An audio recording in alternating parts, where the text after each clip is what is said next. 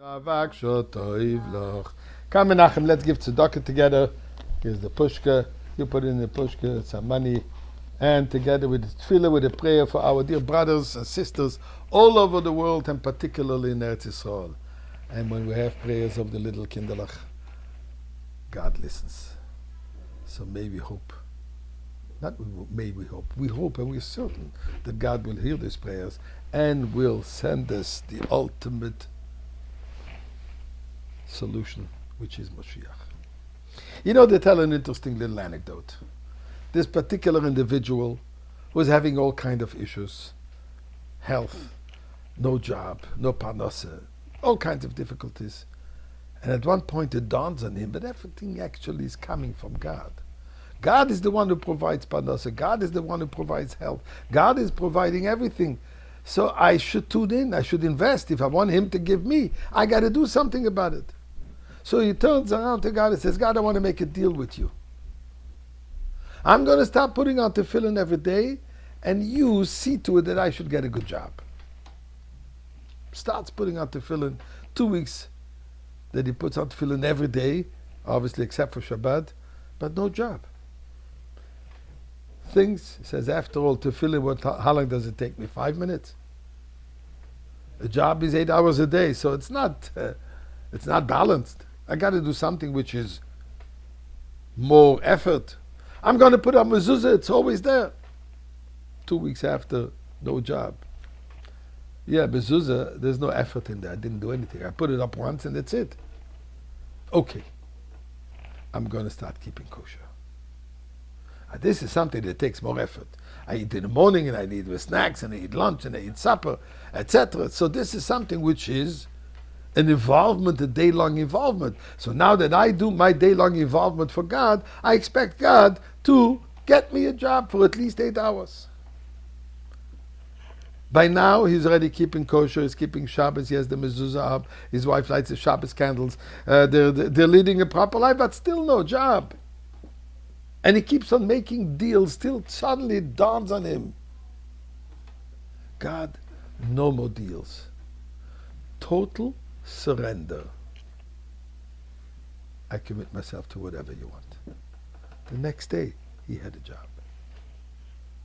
Now, is the story true? Not necessarily. But the question is this following. What parsha is this week? Mishpat. What does it say in the beginning of Mishpat in Menachem?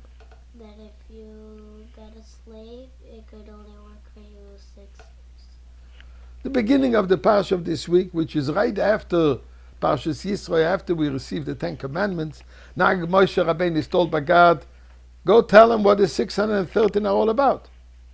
Tell them what they're expected to do and not to do. And it starts with what? A law about slaves. How many people have slaves?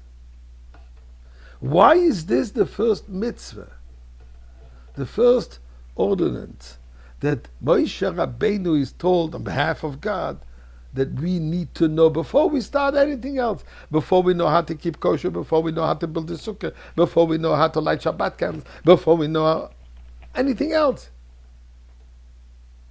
You should know how to behave with a slave. By the way, I should open and close a parenthesis. The Talmud says that the one who buys himself a slave, as if he buys himself a master. There are so many responsibilities, so much respect we have to give him. We can't abuse of him, etc., that you'd rather not have him. But in any case, why is that so relevant? Now the answer is as following. We can serve God as a deal, or we can serve God as a servant. It is for us to realize a deal is something that we are involved while that deal is necessary. Before and after, we have no relationship. A servant, a slave, is one who is 24/7. Always at your service, at God's service, to tell us that not only when we're involved in a religious activity such as praying and studying Torah, giving charity, Shabbat, not only when we are doing an actual religious activity, but when we do the mundane. When we eat, when we sleep, we go for a walk, we do business. All this has to be permeated with servitude. To understand, I eat to be able to be healthy to serve God. We do business, we need money. Why? To be able to do mitzvahs with it. To buy proper tefillin, to give charity, and whatever that comes along with it. So everything we do has to be part of Eved Ivri, to be a Jewish slave, service continuously.